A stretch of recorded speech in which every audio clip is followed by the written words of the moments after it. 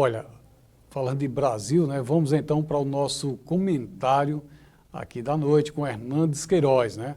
As viagens do presidente Jair Messias Bolsonaro já consumiram aí mais de 1.600.000 reais só este ano até o final do mês passado, né? Tudo isso com diárias da equipe de segurança que o acompanha. Hernandes Queiroz comenta com a gente agora sobre esse tema, né, Hernandes? Mais de 1.600.000 reais só em diárias da equipe de segurança que acompanha o presidente Jair Bolsonaro. Isso é muito, está no limite, comparado a isso, eu estou perguntando assim, até de rir mesmo, né? Comparado a outros presidentes, né? E a gente nem termina, a gente está no meio do ano, né, Hernandes? Que conta é essa, Hernandes? Boa noite. Boa noite, Robson. Boa noite a todos que nos acompanham, né?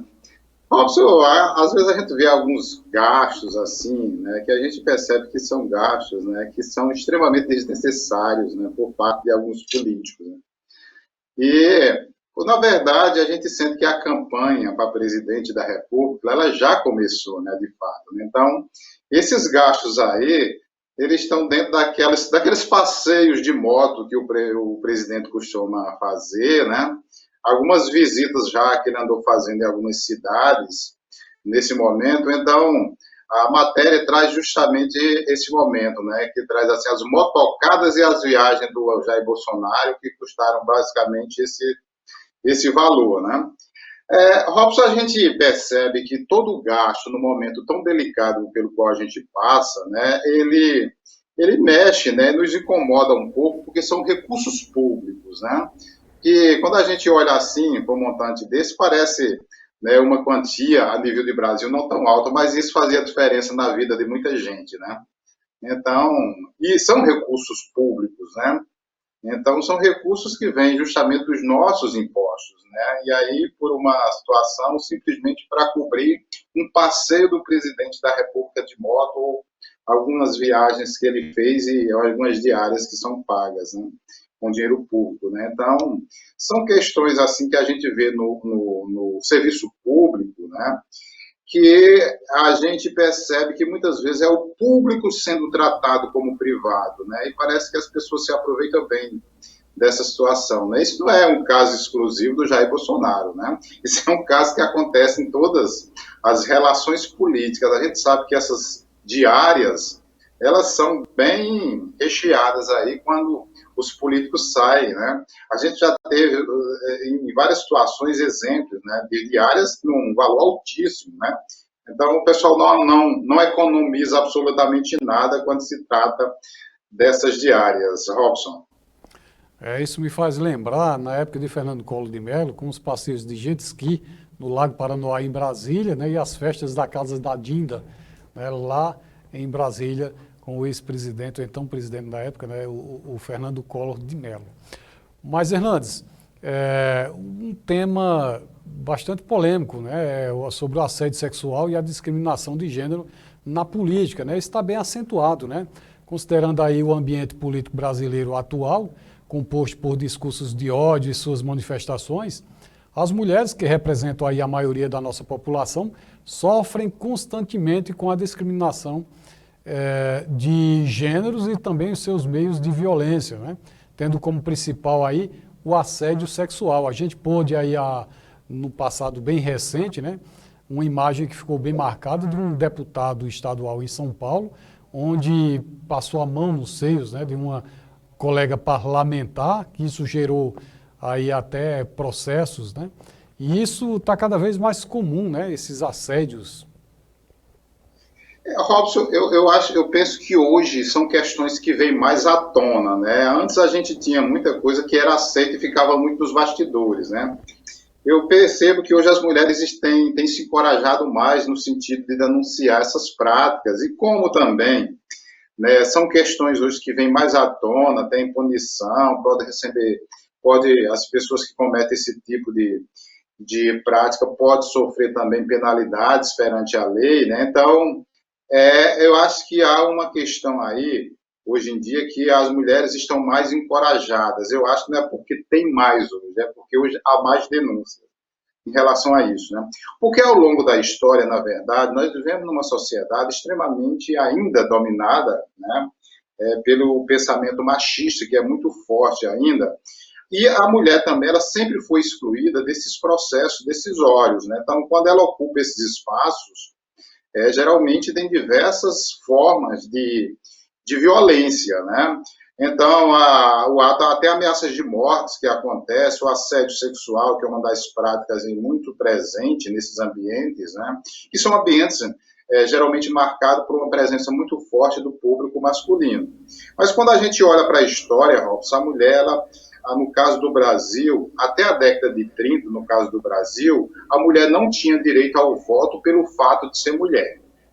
Então, se a gente observa o processo de luta pelo qual as mulheres vêm enfrentando ao longo da história, muitas conquistas aconteceram, né? Se a gente sai da década de 30, quando a mulher não tinha o direito do voto, e a gente já chegou a ter uma mulher presidente da República, isso significa que a gente teve um avanço muito significativo nesse sentido das mulheres ocuparem cargos importantes na política e em outros setores da sociedade. Mas mesmo assim, ocupando esses cargos, a gente sente que ainda é um espaço ainda onde impera muito as práticas machistas, da não aceitação. Então, o setor parlamentar, por exemplo, né, ele sempre foi um espaço muito dominado pela presença masculina. Eu imagino que você tenha acompanhado também, pelos noticiários recentemente, né, que diversas mulheres transexuais, né, que foram eleitas vereadoras na última gestão, têm sofrido diversas formas de ameaça, né? Eu acompanhava recentemente, por exemplo, uma matéria onde algumas mulheres transexuais se cogitava a possibilidade de sair fora do Brasil pelas inúmeras agressões verbais e ameaças de morte que vem sofrendo. Então, qualquer público, por exemplo, que a gente chama aquelas minorias, que luta pela afirmação, pela ocupação de determinados espaços e pela defesa dos seus direitos, né? Isso, inclusive, dentro da política, que deveria ser um espaço muito aberto ao diálogo e às diferenças, ainda é um espaço assim que tem uma resistência muito grande quando se trata da aceitação. Se a gente olhar para o nosso parlamento, de forma geral, se você perceber quanto por cento tem de mulheres, quanto por cento tem de negros, quanto por cento tem de pessoas que têm uma orientação homossexual. Então, esse público dentro da política ainda é muito resumido e tem muita dificuldade de ter acesso e permanecer entre os parlamentares, porque há uma resistência muito grande de um conservadorismo histórico na sociedade, dentro da política, que não aceita, né, esse público dividindo esse espaço e defendendo seus próprios direitos dentro do parlamento. Então, é um desafio muito grande a se romper, né, e para que essas pessoas ela também participem de forma democrática desses espaços, também defendendo os seus direitos e lutando por políticas públicas para esses setores. Robson. Os direitos se fazem necessários, né? Somos todos seres humanos. Hernandes, hoje a gente comemora o Dia da Liberdade de Imprensa, né? É o dia 7 de junho, marcado aí pela comemoração da liberdade de imprensa.